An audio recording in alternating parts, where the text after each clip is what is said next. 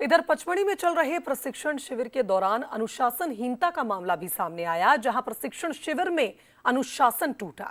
ASP और SI के बीच जमकर बहस हो गई। बिना कैप के एसआई को एएसपी ने हिदायत दी कि कैप पहननी चाहिए।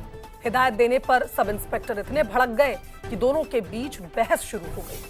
तैनात पुलिसकर्मियों ने दोनों को अलग किया, मामले को शांत कराने की कोशिश की। पुलिस विभाग की छवि पर अब सवाल उठ रहे हैं। तो आप देख सकते हैं, बिना कैप के जब पुलिसकर्मी पहुंचे तो उन्हें हिदायत दी गई कि आप बिना कैप के क्यों आए, आपको कैप पहननी थी। बस इसी बात पर दोनों के बीच, एएसपी और एसआई के बीच विवाद हो गया। विवाद इतना बढ़ गया कि आप देख सकते हैं अन्य पुलिसकर्मियों को बीच बचाव करना पड़ा। तो अब यह मामला उच्च अधिकारियों तक पहुंच गया है और निश्चित तौर पर इससे पुलिस की छवि पर सवाल उठते हैं। पुलिस का जो फोर्स बना है वो अनुशासन के लिए ही बना है, जिसमें कैप लगाकर वरिष्ठ अधिकारी के सामने पहुंचना है, आपको अपनी बातें रखना है।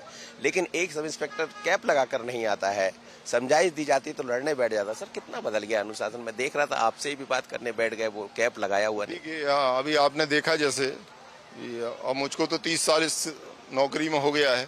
मैं भी सब इंस्पेक्टर से शुरू हुआ था और अब एडिशनल एसपी हुआ।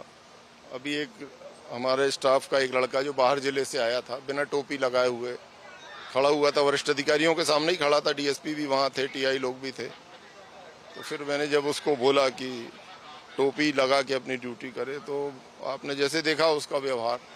तो अब ये समय की बात है कि अनुशासन का स्तर कैसा है, उस पर अनुशासनात्मक कार्रवाई के लिए मैं लिखूंगा। लेकिन आपको लग रहा है कि नई जो युवा पीढ़ी आ रही वो इस फोर्स को नहीं समझ पा रही? सबको तो और सब पे अपन नहीं कह सकते हैं, लेकिन कुछ अनुशासन में गिरावट कभी कभी ऐसी घटनाओं में देखी जाती है, लेकिन फिर उसको विभाग अपने स्तर से ठीक भी कर लेता है।